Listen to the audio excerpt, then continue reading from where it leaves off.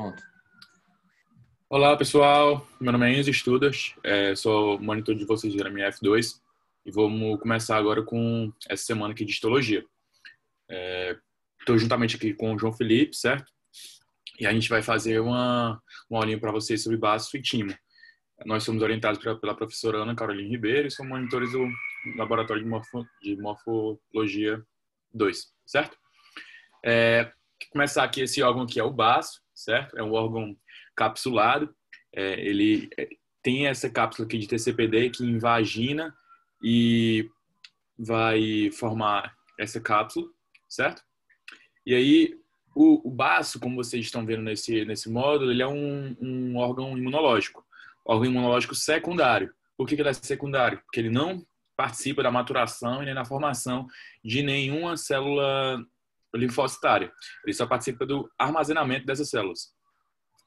E aí, além de armazenar essas células, ele também vai ser um sítio de resposta imune, justamente com outras funções que vão ser mais discutidas e mais abordadas na anatomia.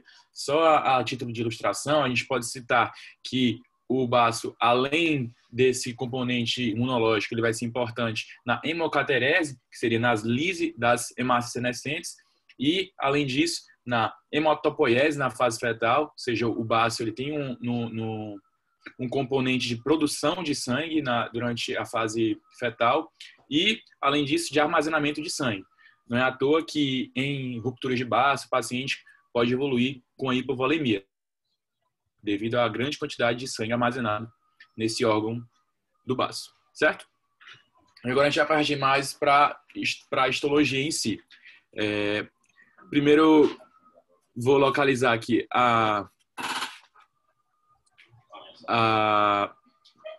polpa branca, certo?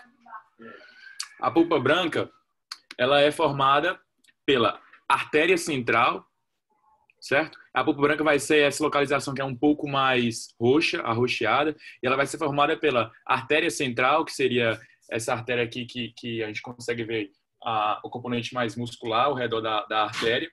E ao redor dessa artéria, a gente vai ter uma baía linfóide, que vai funcionar na capacitação, basicamente, dos linfonodos que estão nessa área. Então, como é que funciona? Na artéria está fluindo sangue, e aí, ao redor da artéria, a gente vai ter a bainha periarteriolar de linfócitos, que é a PAUS, que a gente chama, que é a bainha linfóide periarteriolar. Essa bainha linfóide vai ser importante para justamente inspecionar o sangue que está passando dentro da artéria, certo? E, além disso, a gente tem os nódulos linfáticos. Os nódulos linfáticos são compostos principalmente por linfócitos do tipo B.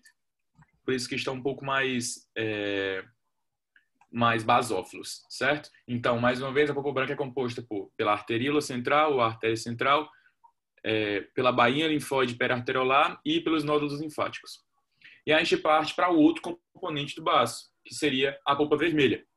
A polpa vermelha ela é composta basicamente por dois componentes, os sinusóides e os cordões esplênicos. Os sinusóides nada mais são do que espaços onde o sangue circula, enquanto os cordões esplênicos, esses cordões são cordões celulares, eles são formados por várias células. Os cordões esplênicos são formados por células reticulares, por fibras reticulares, eritrócitos, macrófagos, linfócitos e células dendríticas. E aí ele vai ter uma função bem parecida com a bainha que eu já havia citado. Ele vai inspecionar o sangue que está circulando pelo sinusóide, certo?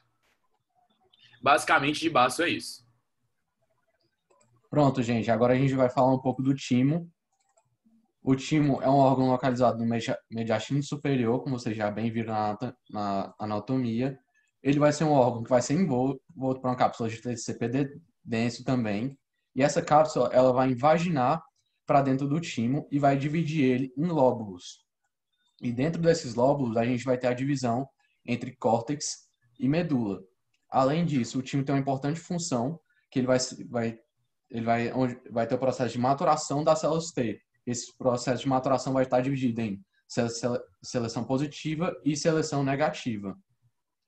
Também é importante lembrar que o timo, ao longo dos anos, ele vai ser lipossubstituído, ele vai perder seu tecido, vai ser substituído por gordura até ficar praticamente inexistente em adultos. Agora eu vou falar um pouco mais do córtex da medula, da divisão. Aqui a gente consegue ver o lóbulo, aqui a cápsula de TCPD entrando, invaginando, e como vocês conseguem ver, ela começa a dividir em estruturas menores, que vão ser os lóbulos. Os lóbulos vão estar divididos no córtex na medula, e qual a principal diferença? No córtex há uma maior quantidade de células, principalmente por causa do processo de seleção positiva e negativa. Vai ter uma maior quantidade de células, elas vão estar mais dispostas no córtex. E quando for para a medula, a gente consegue ver que a gente vai ter uma coloração mais fraca. Por quê? Porque vai ter muito menos células que no córtex. Porque vai ter a seleção dessas células e as células que não forem maturas, não chegarem a se maturar, vão ser eliminadas. Com a eliminação vai sobrar menos células, elas vão ficar dispostas na medula. No meio da medula, a gente vai ter uma estrutura chamada corpúsculo de Rassal, que não tem uma função específica ainda descoberta, mas ela é formada de células reticulares epiteliais juntas. Além disso, na medula a gente vai ter macrófagos e algumas células reticulares dispostas frouxamente pela medula.